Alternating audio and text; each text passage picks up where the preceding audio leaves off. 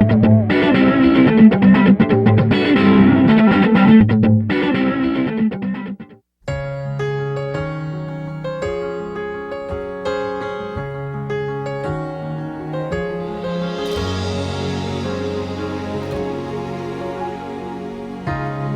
walked to the mailbox on that bright summer's day,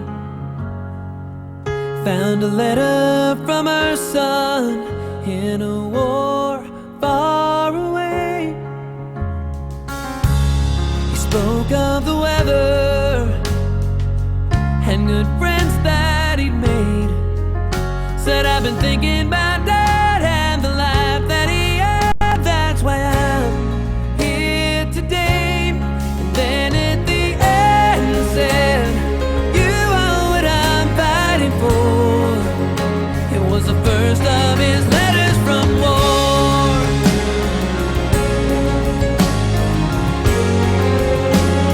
She started writing, you're good and you're brave. What a father that you'll be someday. Make it home, make it safe. She wrote every night as she prayed. And late in December, a day she'll not forget. Oh, her tears stained the paper with every word that she read. Said I was up on a hill, I was out there alone when the shots all rang out and bombs were exploding. That's when I saw him, he came back for me. And though he was captured, a man set me free. And that man was your son. He asked me to write to you. I told him I would, oh I swore. It was the last of the letters from war.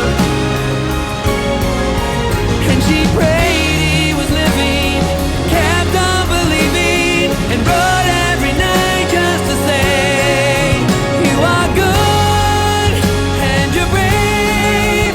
What a father that you'll be someday.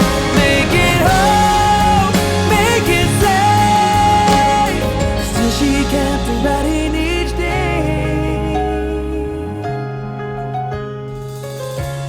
And then 2 years later, autumn leaves all around. A car pulled in the driveway and she fell to the ground. And out stepped a captain where her boy used to stand. He said, Mom, I'm following orders from all of your letters, and I've come home again. He ran in to hold her, dropped all his bags on the floor, holding all of her letters from war.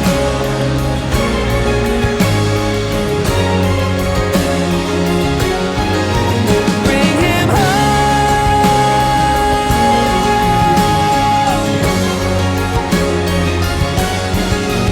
Bring him home.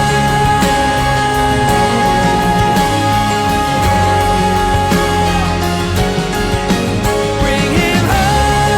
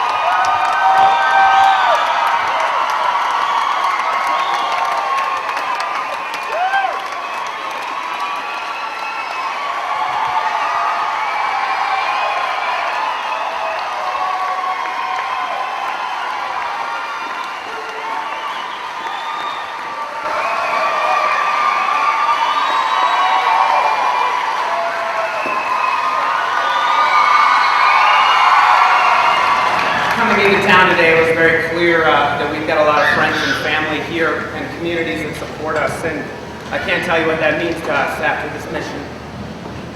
First to our families, our husbands and the wives and mothers and fathers and brothers and sisters out there. We couldn't have done this without you. The care packages and the prayers and the calls and the notes carried us all, and we thank you for that. To the communities that gathered around us and helped us to bring supplies to the people that needed them in the Anbar province, I say thank you as well. They were put to good use, and I hope that through the video you were able to see some of the work that our company was able to do in Iraq. That was made possible by you providing those resources for us so that we could take them on patrol with us every day and build the relationships that we needed to build to stop the violence in Anbar. Finally, to our employers, we're coming back, and I'm going to say thank you in advance for the support that we're going to get when we get back to our companies and back to our lives and our careers. We know it's been a long time to be away, but we're ready to come back and reintegrate into the communities and rejoin this great state and these great small communities up in northern Minnesota.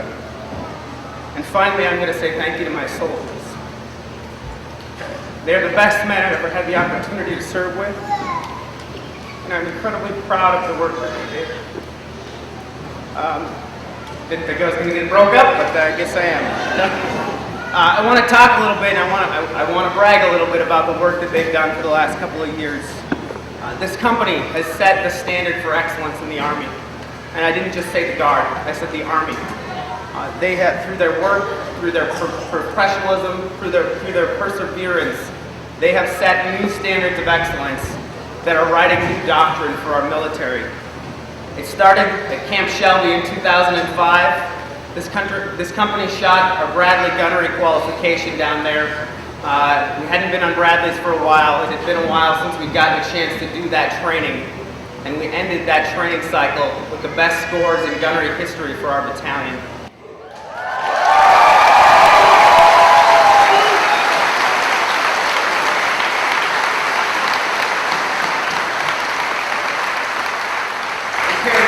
Joint Readiness Training Center at Fort Polk, Louisiana, where this company was assigned the largest city in the sector for the entire brigade. The colonel assigned it to us because he knew these men could do it. He knew that they were good enough, they were professional enough, and they did it. They held the city for the entire 14-day cycle, and it's significant because it's only been done twice by any military unit, ever.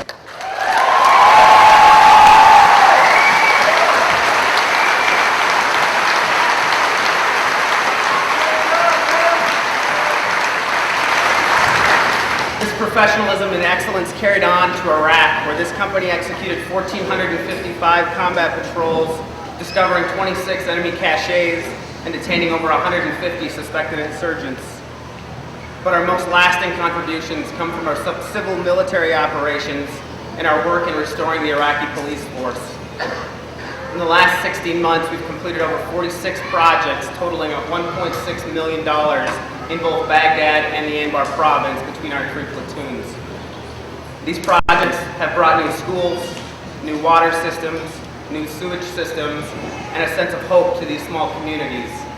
That's translated into a strong relationship with the local leaders that has helped to reduce violence in the Anbar province and in our area specifically by over 60%.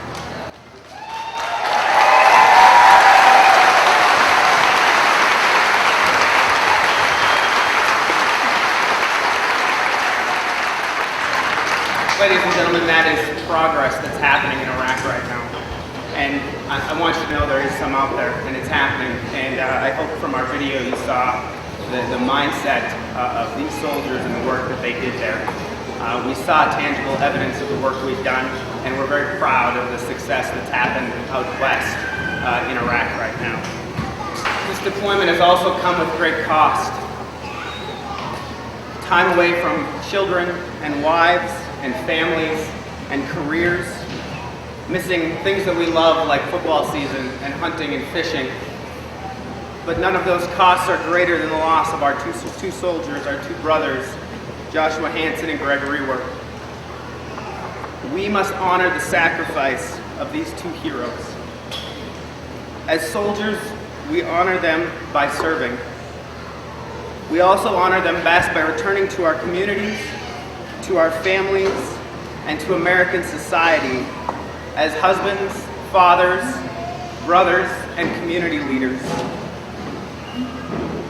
We also must continue to honor Josh and Greg by keeping their memories close to our lips and their families close to our hearts.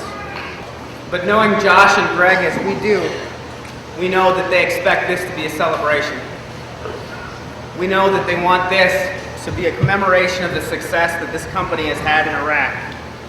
And the fact that the day that we have been counting down towards since October 1st, 2005, 660 days ago, has finally arrived.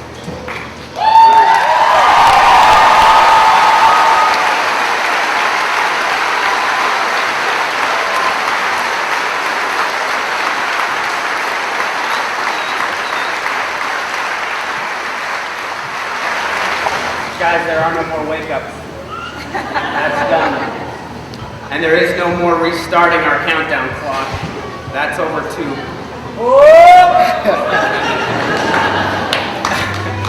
Every soldier standing before you today has been individually recognized for their outstanding service. But today I would like to recognize some of these heroes in front of our families and in front of our community because we were not able to do so in Iraq. Company, attention!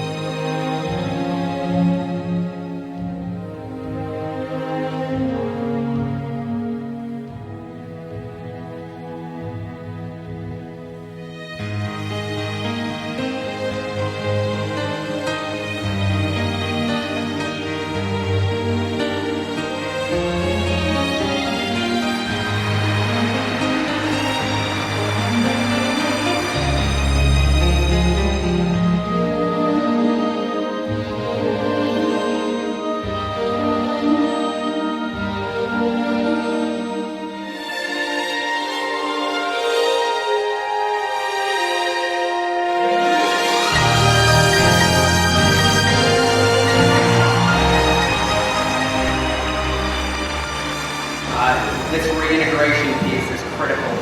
It's critical for all of us, and it's critical for all of you as families. These men have gotten through the last 23 months because of the support network they've built both inside the company and back here in our communities, and that can't end today. We need it to continue throughout the next 90 days, throughout the next years as we reintegrate back into the communities. The door is always open at the Armory. Staff Sergeant Haugen is there at all times. They all have my phone number, and I want them to call me, or you to call me, if there's any help you need, resources, any support that you're not getting. Please make that happen. Gentlemen, one last time, you're dismissed.